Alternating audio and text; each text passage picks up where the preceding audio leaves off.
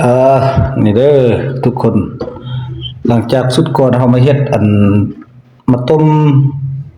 เปลือกมะเงาะเนาะแล้วก็มากินถือว่าดีอีหลีแต่ว่านี่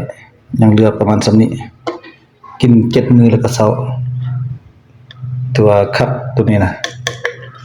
คนที่บ่มีเวลาจะกินแบบน้ำสาเนาะแต่ว่าเฮามีแบบหนึงอีกที่ว่าเฮ็ดมันคักกว่านี้อีกแบบว่าคนที่ว่ามักกินน้ำร้อนเนาะเฮ็ดเป็นซาเนี่ยออกมามันเป็นตัวนี้เอาจะเอาเปลือกมันมาล้างสะอาดแล้วก็มาตากแห้งเนาะตัวนี้นะตากแห้งบัดนี้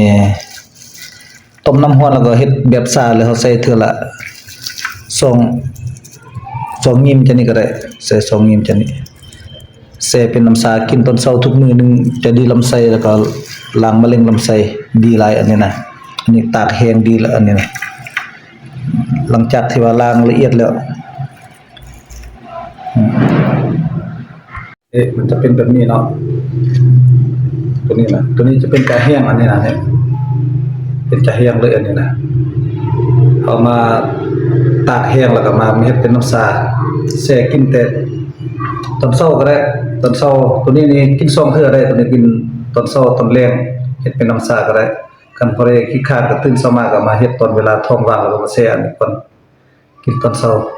โอเคเลยตัวนี้นะเนี่ยเบิ่งสิเปิดให้ฟังมันมีเสียงเพราะว่าเอาปลาไว้โดนมันจะมีแก๊สเนาะเนี่ยมีเสียงเลยผมออกก็คือแบบไวเลยโอ้ครับนะกินให้เบิ่งครับขนาดจะออกฝาดแล้วก็ส้มอีกนึง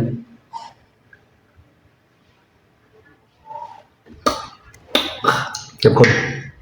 ฝาดเขาหลังจากเขากินแล้วมันจะหวานคอหวานปากอีกกินมื้อละจอกบ่ให้กินหลายเป็นยาที่ดี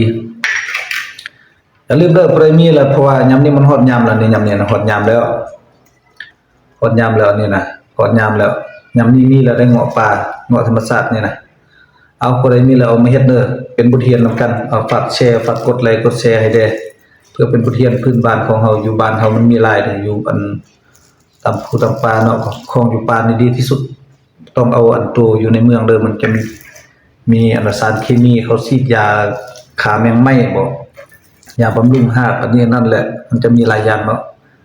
มีแต่ว่าเอาตัวนี้ไปลองเบิ่งล้างลำไส้แล้วก็แบบฮ้อนอึกฮ้อนแน่มันเนาะล้างลำไส้ล้างแบบมันเข้าไปปัว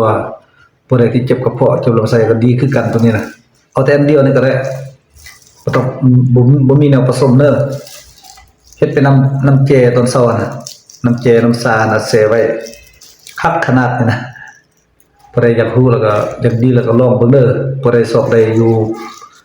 ผู้อยู่ป่าน้ำนี้นะพอมาเฮ็ดนี่เฮามาตัดแห้งแล้วเป็นจังนี้นี่คักขนาดนี้นะนี่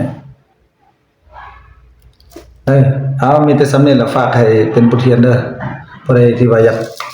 เฮ็ดแล้วก็ลองเฮ็ดเบิ่งอยู่บ้านมีเนาะทิ่มก็เสียดายเป็นยา